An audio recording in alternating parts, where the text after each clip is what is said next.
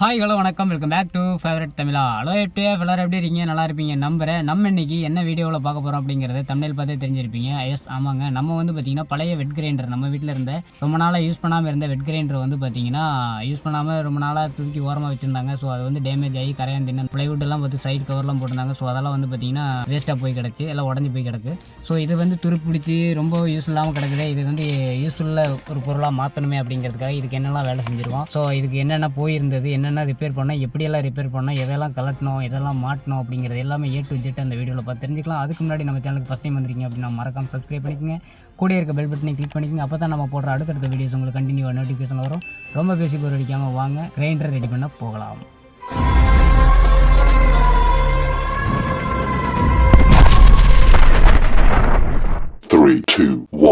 நம்ம magic box எடுத்துகிட்டு வந்தாச்சு. மேஜிக் பாக்ஸ்னு இல்லைங்க, நம்ம டூல்ஸ் பாக்ஸ் தான். ஸோ அதுலேருந்து பார்த்திங்கன்னா இந்த ஸ்க்ரூ ட்ரைவர் எடுத்து இந்த ஸ்க்ரூவெல்லாம் கழட்டிடலாம். ஃபஸ்ட்டு இதை வந்து பார்த்திங்கன்னா ஹுட்டில் போட்டிருக்காங்க, ஃப்ளைவுட்டு. மேலே வந்து இந்த வினில் சீட்டுன்னு சொல்லுவாங்களா, அந்த சீட்டு மட்டும் தான் நல்லாயிருக்கு. உள்ளே இருக்க வுட் எல்லாமே வந்து பார்த்திங்கன்னா கரையான் ஃபுல்லாகவே சாப்பிட்ருச்சு. என்ன இது? ஸோ வந்து இதெல்லாம் கழட்டிடலாங்க. ரொம்பவும் டைட்டெல்லாம் கிடையாது, சும்மா லைட்டாக தான் இருக்குது. ஸோ அதை கழட்டி எல்லாமே எடுத்து இதெல்லாம் ரிமூவ் பண்ணிடலாம். இதுக்கு நம்ம வேறு பீஸ் வாங்கி வச்சுருக்கோம், அதை வச்சு நம்ம கழட்டி இதை மாட்டி ரெடி பண்ணிடலாம் அப்படிங்கிறதுக்காக இது கழட்டிகிட்டு இருக்குங்க. எப்படி 4 பக்கம் இருக்கக்கூடிய கவர்களில் இருக்க ஸ்க்ரூ எல்லாமே கழட்டியாச்சுங்க. இப்போ வந்து பார்த்திங்கன்னா இந்த மேலே டாப்பில் இருக்கக்கூடிய அந்த பாத்திரம் மாதிரி தான் மாவு திரிக்கக்கூடாதுன்னு சொல்லி வச்சுருப்பாங்களே ஹெட்டில், அதையும் கழட்டியாச்சுங்க. அதையும் கழட்டி ஓரமாக வச்சிடலாம்.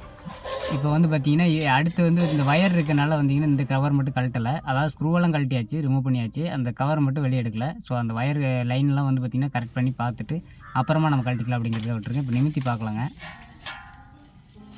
எப்படி சைடெல்லாம் கழட்டியாச்சு. இப்போ கிரைண்டரோட ஃப்ரண்டேஜ், அதாவது இந்த சுவிட்ச் லைன் வரும் பார்த்திங்களா, அந்த லைன் வர அந்த கவர் மட்டும் கழட்டாமல் இருந்தது. ஸோ அதுக்கு ஒரு 4 ஸ்க்ரூ இருக்குது, அந்த 4 ஸ்க்ரூ ரிமூவ் பண்ணிடலாங்க. ரிமூவ் பண்ணிவிட்டு லைன் எப்படி வருது அப்படிங்கிறது பார்த்துட்டு தான் நம்ம அந்த லைனை வந்து டிஸ்மேண்டில் பண்ணணும். ஸோ அதனால் வந்து பார்த்திங்கன்னா இந்த சைடு கவர் கழட்டிடலாம். அதுக்கப்புறம் தான் அந்த சைடு கவர் வந்து ஸ்க்ரூ கழட்டியாச்சு. ஸோ அதனால் வந்து பார்த்திங்கன்னா ரைட் சைடு இருக்கிறத ஈஸியாக கழட்டிடலாம் அப்படிங்கிறனால இந்த சைடு இருக்க அந்த சுவிட்ச் லைனை வந்து ரிமூவ் பண்ணி விடணும் அப்படிங்கிறதுக்காக இந்த சைடு கழட்டிட்டு இருக்கேங்க. ரொம்ப நாள் யூஸ் பண்ணாமல் இருந்ததுனால அப்படியே அங்கங்கே துருப்பேறி இருக்குங்க. ஒவ்வொரு ஸ்க்ரூ வந்து நல்லா லூஸாக இருக்குது, ஒவ்வொரு ஸ்க்ரூ வந்து ரொம்ப துருப்பேறி டைட்டாக இருக்குது. கொஞ்சம் கஷ்டப்பட்டு கழட்டுற மாதிரி இருக்குது. ஓகே, இருந்தாலும் கழட்டியாச்சுங்க, ஒன்றும் பிரச்சனை இல்லை. இதுக்கு அடுத்து வந்து பார்த்திங்கன்னா மேலே எப்படி இருக்குன்னு தெரில, கழட்டியாச்சுங்க. உள்ளே ஒன்றுமே இல்லைங்க. FTF எல்லாமே கரையானுக்கு டின்னர் ஆயிடுச்சு. எல்லாம் நல்லா சாப்பிட்டு கொளுத்து இருக்கும் போல் இருக்குது. கரையான் ஒன்றும் இல்லை, ஆனால் ஃபுல்லாக கரையான் தின்னுட்டு போயிடுச்சு. உட்டெல்லாம் மேலே இருக்க வெனில் சீட்டை கடிக்க முடியலட்டு, அதனால் விட்டுருச்சு. இந்த சுவிட்ச் பார்த்திங்க, இந்த சுவிட்ச் லைனை வந்து கழட்டி விட்டணும். இந்த கழட்டினா தான் அந்த வயர் வெளியே வரும். சுவிட்ச் நல்லா தான் இருக்குங்க FTF, அதனால் இந்த சுவிட்சை வந்து நம்ம யூஸ் பண்ணிக்கலாம் மைண்டும். அதனால் இந்த சுவிட்சை வந்து கழட்டி எடுத்துடலாம். அப்படியே நம்ம கழட்டி எடுத்தோம்னா நமக்கு மீண்டும் யூஸ் பண்ணிக்கலாம். அதனால் அப்படி கழட்டி தனியாக சுவிட்ச் தனியாக போர்டு தனியாக பிரிச்சிடலாம் அப்படின்னு சொல்லி எடுத்துகிட்டு இருக்குங்க. அந்த வெனில் சீட்லேருந்து சுவிட்சை 2 ஸ்க்ரூ போட்டுருந்தாங்க, கழட்டியாச்சு. இப்போ வந்து பார்த்திங்கன்னா அந்த லைனை வந்து டிஸ்மேண்டில் பண்ணணும். இதுலேருந்து பார்த்திங்கன்னா அந்த கேபிளில் வந்து 3 வயர் வருது. ஒன்று வந்து எர்த்து, ஒன்று வந்து நியூட்ரல், ஒன்று பேஸு. ஸோ இந்த லைனிங் நமக்கு தெரியும். ஸோ அதனால் அதை வயர் அப்படியே ரிமூவ் பண்ணி விட்டுறலாங்க. குறுக்க இந்த கௌசிக் வந்தா மீன் அங்கிட்டு போ. Very good, keep it up. FTF சுவிட்சில் இருக்கக்கூடிய ஒரு ஸ்க்ரூ மட்டும் பார்த்திங்கன்னா ஸ்லிப் ஆகுது. அது வந்து பார்த்திங்கன்னா இந்த ஸ்க்ரூ ட்ரைவர் வந்து போட்டு கழட்டும் போது ஸ்லிப் ஆகுது. ஸோ அதனால் கொஞ்சம் பெருசாக ஸ்க்ரூ ட்ரைவர் வந்து எடுத்துக்கலாம். நம்ம மேஜிக் பாக்ஸில் எல்லாமே வச்சுருப்போம் மேக்ஸிமம். ஸோ அதில் கொஞ்சம் பட்டையாக இருக்கக்கூடிய மைனஸ் எடுத்து கொஞ்சம் கழட்டிடலாம் அப்படிங்கிறத எடுத்து கழட்டுறேன். அதுவுமே பார்த்திங்கன்னா ஸ்லிப் ஆகுது, இது கழட்ட முடியாமல் போயிடும். ஸோ அதனால் வந்து கட்டிங் பிளேட் போட்டுக்கலாங்க. கட்டிங் பிளேட் போட்டு ஸ்க்ரூ லூஸ் பண்ணிக்கலாம், ஈஸி தான்.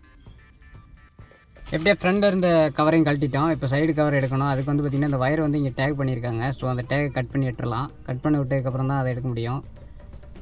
அதை கத்தி வச்சு கட் பண்ணி விட்டு, அந்த டேக் மாதிரி தான் போட்டிருக்காங்க, வயர் டேக் தான் போட்டிருக்காங்க. ஸோ கட் பண்ணி விட்டாச்சுங்க. இனி அந்த ப்ளைவுட் எடுத்தாச்சு.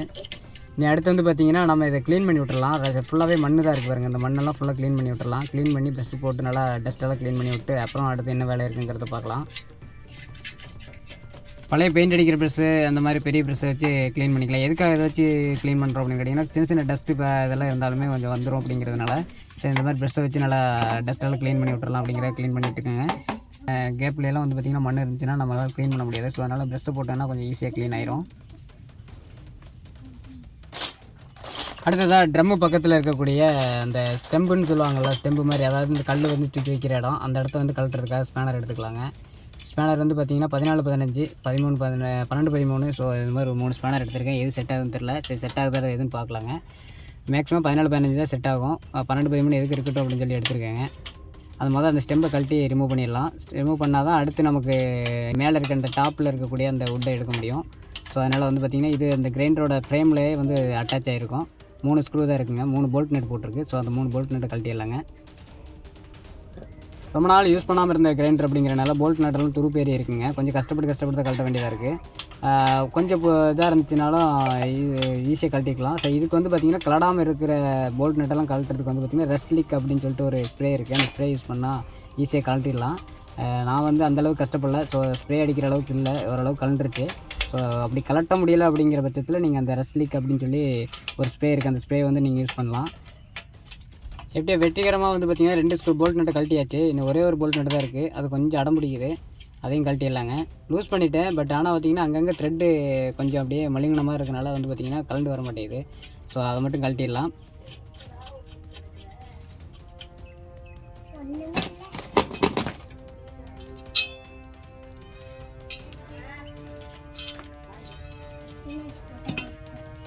நம்ம இதிலேருந்து இந்த கிரைண்டர்லேருந்து கழட்டின போல்ட் நட்டு எல்லாமே மறுபடியும் யூஸ் பண்ண போகிறோம். ஸோ அதனால் வந்து பார்த்திங்கன்னா அதோட போல்ட்டு நட்டு எல்லாம் ஒன்றா ஜாயின் போட்டு வச்சுருவோம். ஏன்னா மிஸ் ஆகிடக்கூடாது அப்படின்னால போட்டு ஒரே தான் ஒரு ஓரமாக வச்சிடலாங்க. அடுத்ததாக ட்ரம்மில் இருக்கக்கூடிய போல்ட் நட்டு ஒரு 3 அண்ணன் இருக்குங்க. அதுக்கும் 14-15 ஸ்பேனர் தான் செட் ஆகுது. ஸோ அதையும் வந்து கழட்டிடலாங்க. அது கொஞ்சம் அடம் பிடிக்குது. ஏன்னு கேட்டிங்கன்னா அது வந்து கல்லில் வந்து காங்கிரீட் பாண்ட் போட்டு ஊற்றி வச்சுருப்பாங்க. அதில் வந்து பார்த்திங்கன்னா கொஞ்சம் கொஞ்சம் கஷ்டப்பட்டு கழட்டுற மாதிரி இருக்குது. ஏன்னா ட்ரம்மு சுற்றுது அப்படிங்கிறனால. ஸோ அதை சுற்றாமல் லாக் பண்ணிவிட்டு எதாவது பண்ண முடியுமான்னு பார்க்கலாங்க. லூஸ் ஆகுது, லூஸ் ஆகிடுச்சிங்க. மற்ற 2 வந்து பார்த்திங்கன்னா கொஞ்சம் அடம் பிடிக்குது. சரி பார்க்கலாம், அதையும் கழட்டிடலாம். எப்படி கழட்டுறன்னு பார்த்து கழட்டிடலாம். இது 2 கழட்டி ட்ரம்மை தனியாக வெளியே எடுக்க வேண்டியதாங்க.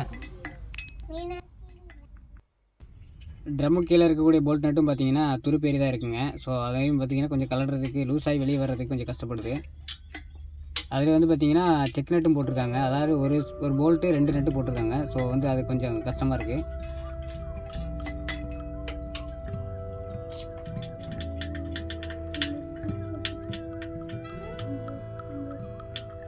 வெற்றிகரமாக 2 போல்ட் நட்டையும் கழட்டியாச்சுங்க. அதாவது 2 போல்ட் நட்டுக்கும் செக் நட்டு போட்டிருந்தாங்க. ஸோ லாஸ்ட்டு போல்ட் நட்டு இதுலேயும் வந்து பார்த்திங்கன்னா செக் நட்டு போட்டிருந்தாங்க. செக் நட்டு கழட்டியாச்சு. நீ லாஸ்ட் போல்ட் மட்டும் இருக்குது, கழட்டியாச்சு. லைட்டை தட்டி விட்டு அப்படியே லூஸ் ஆகுதான்னு பார்க்கலாம், வெளியே எடுத்து பார்க்கலாங்க.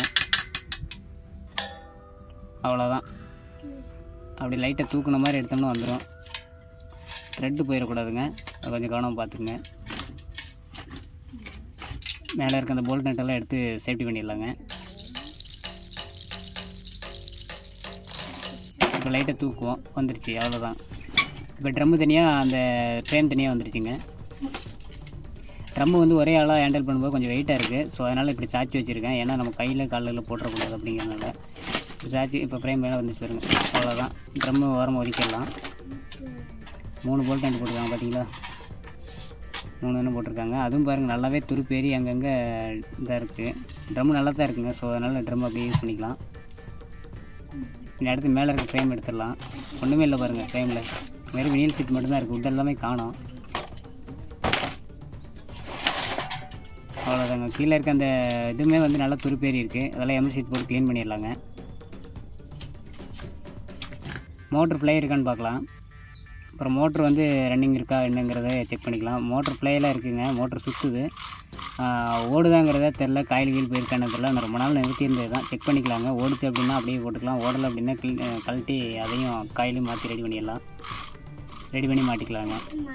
மோட்ரு எப்படி இருக்குங்கிறத செக் பண்ணிக்கலாம். எஃப்டிஎஃப் இது வந்து பார்த்திங்கன்னா வேறு ஒரு கிரைண்டர் இந்த ஸ்டீல் பாடி. இது வந்து பார்த்திங்கன்னா நம்ம இந்த கிரைண்டருக்கு நம்ம யூஸ் பண்ண போகிறோம். இதுக்கு கவர் நல்லா இருக்குது. அது மோட்டரெல்லாம் போயிடுச்சு, ரிப்பேர் ஆனது. இது வந்து ஸ்க்ராப் கடையிலேருந்து எடுத்துகிட்டு வந்தாங்க. ஸோ இந்த கிரைண்டரோட கவரை வந்து நம்ம இந்த கிரைண்டருக்கு போட போகிறோம். ஸோ இந்த கவர் வந்து பார்த்திங்கன்னா செட் ஆகுமா என்னென்னு தெரியல. கொஞ்சம் சைஸ் வித்தியாசம்லாம் இருக்கலாம், ஏன்னா இது வேறு கம்பெனி அது வேறு கம்பெனி. ஸோ இது வந்து பார்த்திங்கன்னா ஸ்க்ராப்பில் வாங்கிட்டு வந்தது தான். ஸோ இது வந்து கொஞ்சம் நல்லா க்ளீன் பண்ணிடலாம். க்ளீன் பண்ணிவிட்டு அப்புறம் போட்டுக்கலாம். ஃபஸ்ட்டு இதை வந்து க்ளீனிங் வேலையை பார்த்துடலாங்க. இது வந்து ஸ்டீலு, அதாவது வுட்டில் ஸ்டீல் பிளேட் வச்சு கவர் பண்ணியிருக்காங்க. இப்போ நல்லாயிருக்கு. ஓகே எஃப்டிஎஃப் இப்போ வந்து பார்த்திங்கன்னா நம்ம க்ளீன் பண்ணி வச்ச அந்த கவரை எடுத்து இப்போ நம்ம செட் பண்ணுற வேலையை தான் பார்க்க போகிறோம். ஸோ இதுக்கு வந்து ஃபஸ்ட்டு வந்து அது எங்கெல்லாம் கரெக்டாக அந்த ஹோல்ஸ் கரெக்டாக ஆகுதா, அதாவது போல்ட் நட்டு போடக்கூடிய ஸ்க்ரூ போடக்கூடிய இடம்லாம் வந்து பார்த்திங்கன்னா கரெக்டாக செட் ஆகுதா அப்படிங்கிறத ஃபஸ்ட்டு பார்த்துக்கலாம். அதுக்கு முன்னாடி வந்து பார்த்திங்கன்னா நம்ம அந்த ஃப்ரேமை வந்து கொஞ்சம் ஈரத்துணி வச்சு நல்லா துடைச்சிடலாம். ஏன்னா ரொம்ப நாள் டஸ்ட்டு க்ளீன் பண்ணி டஸ்ட் அப்படியே இருக்குது.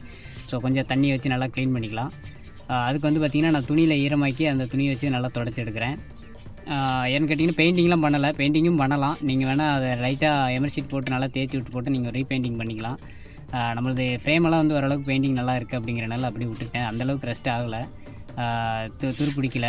ஸோ அதனால் மேலே இருக்கிறத வந்து தொடச்சி எடுத்துக்கலாம் அப்படிங்கிறத தொடச்சிடுறேன். இப்போ வந்து டாப்பில் வரக்கூடிய அந்த அதாவது கவர் வந்து பார்த்திங்கன்னா தூக்கி வச்சு ஹோல் செட் ஆகுதான்னு பார்க்கலாங்க. அது பார்த்திங்கன்னா கொஞ்சம் வித்தியாசம் இருக்குது. அதாவது வந்து பார்த்திங்கன்னா இது ஏற்கனவே ஃப்ரேமுக்கும் இந்த கவருக்கும் கொஞ்சம் வித்தியாசம் இருக்குது, சைஸ் வித்தியாசம் இருக்குது. ஸோ இந்த ஃப்ரேமுக்கு தகுந்த மாதிரி இந்த ஹோல்ஸ் வந்து நம்ம ஆல்ட்ரேஷன் பண்ணணும். ஸோ ஏதோ ஒரு 2 பக்கம் செட் ஆகிற மாதிரி, ஏதோ ஒரு பக்கம் செட் ஆகிற மாதிரி கட் பண்ணிக்கலாங்க. கரெக்ட் பண்ணிட்டு மிச்சம் இருக்கிறத நம்ம வந்து ஹோல்ஸ் போட்டுக்கலாம். அதுவும் இல்லாமல் அலைன்மெண்ட் மாதிரி இருக்கக்கூடாது. நம்ம ட்ரம்மு வச்சு செட் பண்ணும்போது ட்ரம்மு வந்து பார்த்திங்கன்னா இந்த கவரில் உரசிட்டு இருக்கோம். ஸோ அதுக்கு தகுந்த மாதிரி நம்ம கரெக்ட் பண்ணணும். 2 ஹோல்ஸ் செட் ஆகுதுங்க. இந்த ஹோல்ஸு பார்க்கணும். இந்த ஹோல்ஸ் கரெக்டாக ஓட்டையில் வச்சோம்னா அங்கிட்டு இருக்க ஓட்டையில் வந்து பார்த்திங்கன்னா போல்ட்டு போட முடியாமல் போயிடும். ஸோ அதனால் வந்து பார்த்திங்கன்னா ஓட்டை மாற்றி போடுற மாதிரி இருக்குது. ஓகே, இதை மார்க் பண்ணி எப்படி ஓட்டை போடுறதுன்னு பார்க்கலாங்க. அடுத்தது சைடில் இருக்கிறது, அதாவது பேக் சைடு இருக்கக்கூடிய, அதாவது நம்ம பேக் சைடு இருக்கக்கூடிய கவர் வந்து மாட்டிடலாங்க. அதுக்கு வந்து பார்த்திங்கன்னா ஹோல் செட் ஆகுதா என்ன ஏதுங்க, அதுக்கு எதாவது ஆல்ட்ரேஷன் பண்ணணும் அப்படிங்கிறத பார்க்கலாம். ஃபஸ்ட்டு அதை ஒன்று போட்டு 4 மூலையும் செட் ஆகுதான்னு பார்க்கலாங்க. ஆகலை அப்படிங்கிறப்போ அது ஏதாவது 2 செட் பண்ணிவிட்டு அதுக்கு ஸ்க்ரூவை போட்டு டைட் வச்சிடலாம். மிச்சத்தில் நம்ம ஹோல்ஸ் போட்டுக்கலாங்க. மேலே வந்து ஸ்டீல் பிளைட்டு தான் போட்டிருக்காங்க, சின்னதாக தகுடு மாதிரி தான் இருக்கும். ஸோ வுட்டு வந்து உள்ளே இருக்கும், சும்மா ப்ளைவுட்டு.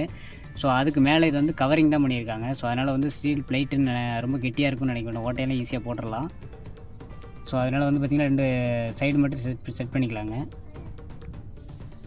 ஹோல்ஸ் மார்க் பண்ணுறதுக்காக பார்த்திங்கன்னா நம்ம ஏற்கனவே இருந்த கிரைண்டர் அந்த கவர் இருக்குது பார்த்திங்களா, டாப் கவர், அதோட ரவுண்டுக்கு ஷேப்புக்கு இது கரெக்டாக செட் ஆகுதா அப்படிங்கிறத பார்த்து அதுக்கு தகுந்த மாதிரி ஹோல்ஸ் போட்டுக்கலாம் அப்படிங்கிறதுக்காக அந்த இடத்த மார்க் பண்ணுறதுக்கு அந்த பழைய ப்ளைவுட்டில் இருந்த வினில் சீட்டு மட்டும் எடுத்துக்கிறேங்க. அதை வச்சு அப்படியே மார்க் பண்ணிக்கலாம். இது கொஞ்சம் ஈஸியான மெத்தடாக இருக்கும். ஸோ அதனால் இப்படி எடுத்துக்கலாம் அப்படின்னு சொல்லி இதை எடுத்து வச்சுங்க. அது கரெக்டாக மார்க் பண்ணி அந்த இடத்துல ஹோல்ஸ் போட்டுக்கலாம். ரவுண்ட் ஷேப் வந்து கரெக்டாக இருக்குதான்னு மட்டும் பார்த்துக்கணும். ஏன்னா அதில் வந்து ட்ரம் சுற்றும் போது வந்து கவரில் உரசிட்டு இருக்கும். ஸோ அதனால் அதை மட்டும் கட் பண்ணிக்கோங்க. மார்க் பண்ண இடத்துல ஹோல்ஸ் போடுறதுக்காக பார்த்திங்கன்னா கொஞ்சம் ஷார்ப்பாக இருக்க எட்ஜ் இருக்கக்கூடிய ஒரு நீடில் மாதிரி ஏதாவது ஒரு கம்பி மாதிரி எடுத்துக்கோங்க. ஸோ அதை வச்சு நம்ம சுற்றியில் வச்சு மேலே லைட்டாக தட்டினோம்னாலே ஓட்டை ஆயிரும். கரெக்டாக அந்த ஹோல்ஸ் மார்க் பண்ணி அதுக்கு மேலே தட்டினீங்கன்னா டப்புன்னு ஓட்டை ஆயிருங்க. அது மார்க் பண்ணி அடிக்கும்போது கொஞ்சம் ஈஸியாக இருக்கும். எனக்கு வந்து பார்த்திங்கன்னா இந்த இடத்துல ஒரு 3 ஹோல்ஸ் ஒன்று வரணும். அந்த 3 ஹோல்ஸ் வந்து ஸ்டெம்பு நிற்கிறதுக்கு. ஸோ அது வந்து பார்த்திங்கன்னா ஒரு ஹோல்ஸு வந்து கரெக்டாக ஃப்ரேமோடு செட் ஆயிரும், மிச்சம் 2 வந்து ஸ்டெம்பில் பிடிக்கும். ஸோ அதை கனெக்ட் பண்ணி நீங்கள் போட வேண்டியதாக இருக்கும். லைட்டாக கொஞ்சம் அப்படி அடிச்சுட்டு லைட்டாக சேக் பண்ணிங்க அப்படின்னால ஓட்டை கொஞ்சம் பெருசாயிரும். அது போல்ட்டு உள்ளே போகிற அளவுக்கு கட் பண்ணிக்கோங்க. இப்போ நான் லாஸ்ட்டாக நம்ம ஹோல்ஸ் போட்ட இடத்துக்கு நேர் ஆப்போசிட்டில் இருக்கக்கூடிய போல்ட் போடுறதுக்காக வந்து பார்த்திங்கன்னா அந்த இடத்துல மார்க் பண்ணி ஹோல்ஸ் போட்டுக்கலாம். நான் இதுக்காக வந்து பார்த்திங்கன்னா ஒரு பெரிய சைஸ் ஆணி தான் எடுத்து ஹோல்ஸ் போடுறேன். அதுவே போதுமானதாக இருக்கும். ஏன்னா மேலே இருக்க அந்த ப்ளைட்டு மட்டும் தான் ஹோல்ஸ் ஆகிறது கொஞ்சம் கஷ்டமாக இருக்கும். மற்றபடி பார்த்திங்கன்னா கீழே வுட்டு தான். வுட்டுனாலும் ரொம்ப வுட்டு கிடையாது, அது ப்ளைவுட்டுன்னு சொல்லுவாங்க. அது கொஞ்சம் லேசாக தான் இருக்கும். ஸோ ஓட்டையெல்லாம் ஈஸியாக போட்டுடலாம். அடிச்சுட்டு எடுக்கிறது கொஞ்சம் கஷ்டமாக இருக்கும். ஏன்னா ஆப்போசிட்டில் பிடிச்சி இழுக்கும்போது வராது. அதனால் ஓவல் ஷேப்பில் நல்லா ஷேக் பண்ணி எடுத்திங்கன்னா வந்துடும். அவ்வளோதாங்க, சிம்பிள் மெத்தட் தான். ஹோல்ஸ் போட்டோம் பார்த்திங்களா, அதுக்கு மேலே இருக்க வந்து ஸ்க்ரூ வச்சு நம்ம டைட் வச்சிடலாங்க. அதுக்கு வந்து பார்த்திங்கன்னா ஸ்க்ரூ ட்ரைவர் எடுத்து மேலே அதுக்கு அதோட ஸ்க்ரூ, அதாவது பார்த்திங்கன்னா அந்த சைடு மட்டும்தான் உங்களுக்கு ஆப்போசிட்டில் மட்டும்தான் போல்ட் நட்டு. இந்த சைடு வந்து பார்த்திங்கன்னா நமக்கு ஸ்க்ரூ தான் வருது. ஒரு போல்ட் நட்டு மட்டும்தான் அந்த மேல் டாப்பில் வருது. ஸோ ஸ்க்ரூ வந்து நல்லா டைட்டாக போடணும். அதுக்கு வந்து பார்த்திங்கன்னா ஹோல்ஸ் கொஞ்சம் பத்தாமல் இருக்குது. ஃபஸ்ட்டு வந்து ஒரு த்ரெட்டு மட்டும் உள்ளே இறங்குறது கொஞ்சம் கஷ்டப்படுது. அதுக்கு நம்ம சுற்றி வச்சு லைட்டாக தட்டிக்கலாம். லைட்டாக தட்டிட்டு அந்த ஃப்ரேம் கிட்ட போனோன்னா அப்புறம் நம்ம ஸ்க்ரூ ட்ரைவர் வச்சு யூஸ் பண்ணிக்கலாங்க. தட்டும்போது பார்த்திங்கன்னா மேலே மலிங்கிடக்கூடாது, நம்ம ஸ்க்ரூ ட்ரைவர் போட முடியாமல் போயிடும். அதனால் கொஞ்சம் கவனமாக பார்த்து தட்டுங்க. மெதுவாக தட்டினீங்கன்னா போதும். வுட்டு தான், வுட்டு வந்து ரொம்ப பலமாகலாம் இருக்காது, லேசாக தான் இருக்கும். அவ்வளோதான், ஃபுல்லாக செட் ஆகிடுச்சிங்க. அதுக்கு மேலே வந்து பார்த்திங்கன்னா ஒரு வாசர் ஒன்று போட்டிருப்பாங்க. அந்த வாசர் வச்சு தான் டைட் பண்ணணும். அப்போ தான் வந்து பார்த்திங்கன்னா கொஞ்சம் நல்லா டைட்டாக பிடிக்கிற மாதிரி இருக்கும். இல்லைனா அந்த ஸ்க்ரூ இருக்க இடம் மட்டும்தான் பிடிக்கும். அதனால் கொஞ்சம் வாசர் கொஞ்சம் நல்லா பெரிய வாசராகவே போட்டு டைட் பண்ணிக்கங்க. ஏற்கனவே இருந்த கிரைண்டரோட வாசர் தான் நான் யூஸ் பண்ணியிருக்கேன். அந்த ஏற்கனவே பழைய செட்டிங்ஸில் போட்டிருந்தாங்களோ அதே வாசர் தான் நான் இதுக்கு யூஸ் பண்ணுறேன். அடுத்ததாக வந்து பார்த்திங்கன்னா அந்த ட்ரம்மை வந்து இதில் அசம்பிள் பண்ணிடலாம். அதுக்கு நம்ம அந்த கிரைண்டரை வந்து கொஞ்சம் தள்ளி வச்சு அந்த ட்ரம்மை வந்து கரெக்டான பொசிஷன் வச்சிடலாங்க. இப்போ வந்து பார்த்திங்கன்னா இதை மேலே இருக்க கவரை வந்து தூக்கி அதை மேலே வைக்கிறது தான். ஏன் இப்படி குப்பரை போட்டு வச்சோம்னா கொஞ்சம் நமக்கு ஈஸியாக இருக்கும். ஒரே ஆளாக ஹேண்டில் பண்ணிக்கலாம். இல்லை அப்படின்னா மேலே தூக்கி வைக்கிறதுக்குலாம் ஒரு ஆள் தேவைப்படுவாங்க. ஏன்னா ஸ்லிப் ஆகும், ஸ்டீல் பாடி அப்படிங்கிறனால வழுக்கும். இது மேலே வச்சாச்சுங்க. இது வந்து டைட் வைக்கும்போது பார்த்திங்கன்னா கரெக்டாக வந்து அந்த கரெக்டான பொசிஷனில் டைட் ஆகணும். ஜாம் டைட் நல்லா டைட்டாக வச்சுருங்க. ஏன்னு கேட்டிங்கன்னா இதுதான் ஃபுல் வெயிட்டையும் சேர்த்து சுற்றக்கூடிய புள்ளி. ஸோ இந்த இடத்த வந்து பார்த்திங்கன்னா நல்லா டைட் வைக்கணும். அதுக்கு வந்து பார்த்திங்கன்னா ஒரு வாசர் 2 செக் நட்டும் போட்டிருக்காங்க எக்ஸ்ட்ராவாக. ஸோ அதையும் போட்டு நம்ம டைட் வச்சிட வேண்டியதான். ஒரு வாசர் போட்டாச்சுங்க. அதுக்கு மேலே ஒரு நட்டு, அதை டைட் வச்சு அதுக்கு மேலே ஒரு நட்டு, செக் நட்டு, அதை போட்டு டைட் வச்சுக்க வேண்டியதாங்க. கழட்டும் போது தான் கஷ்டமாக இருந்துச்சு, போடுறது கொஞ்சம் ஈஸியாக இருக்குது. டைட்டாக இருக்குல்ல, அந்த துருப்பெல்லாம் கொஞ்சம் கழட்டி எடுக்கும்போதே கொஞ்சம் துருப்பெல்லாம் ரிலீஃப் ஆகிடுச்சாட்ருக்கு. துரு பிடிச்சதெல்லாம் வெளியே வந்துருச்சு. இப்போ வந்து பார்த்திங்கன்னா ஃப்ரீயாக இறங்குது. டைட் வச்சுக்கலாம்.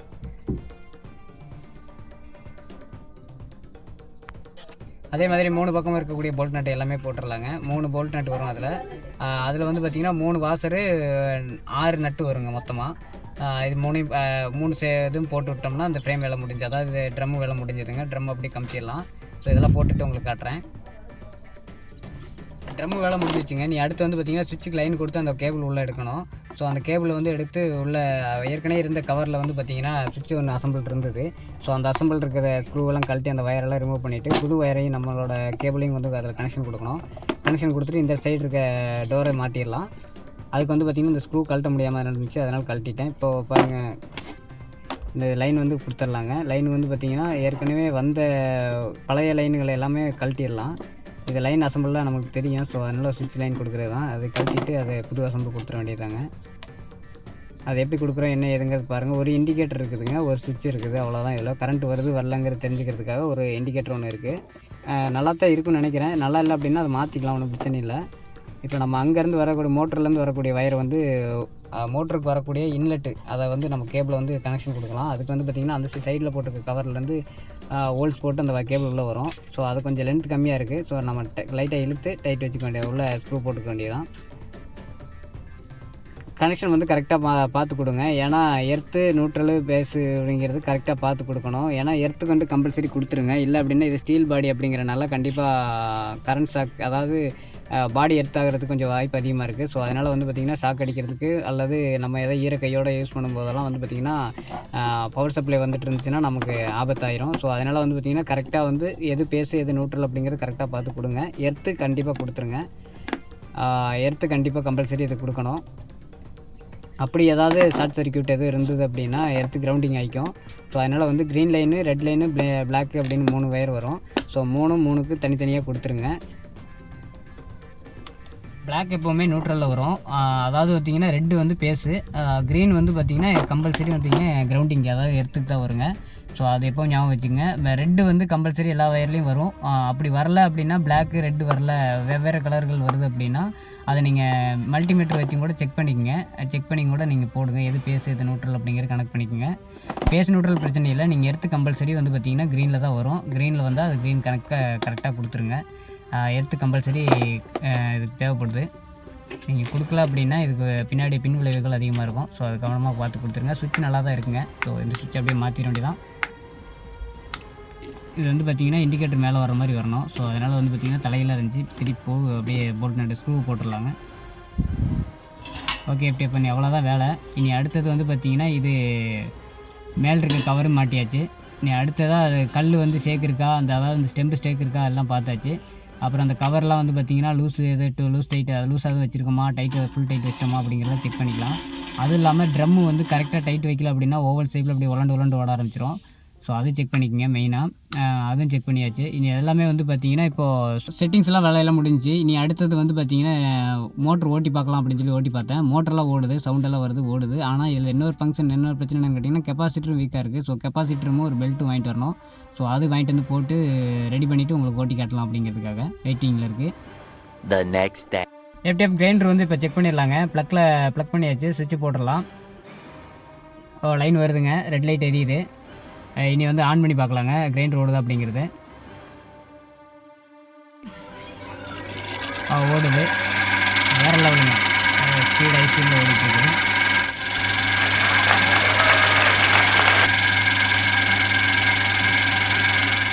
ஓகே, அப்படியே சக்ஸஸ்ஃபுல்லி நம்ம வந்து கிரைண்டரை வந்து ரீஅசம்பிளிங் பண்ணியாச்சு. இந்த கிரைண்டரோட வேலை வந்து உங்களுக்கு பிடிச்சிருக்கும் அப்படின்னு நம்புகிறேன். பிடிச்சிருந்தா இந்த வீடியோக்கு ஒரு லைக் ஒன்று கொடுத்துருங்க. இந்த வீடியோ உங்களுக்கு யூஸ்ஃபுல்லாக இருக்கும் அப்படின்னு தெரிஞ்சிருந்தால் எந்த விதத்தில் உங்களுக்கு யூஸ்ஃபுல்லாக இருந்தது அப்படிங்கிறத கமெண்ட் செக்ஷனில் கமெண்ட் பண்ணுங்கள்.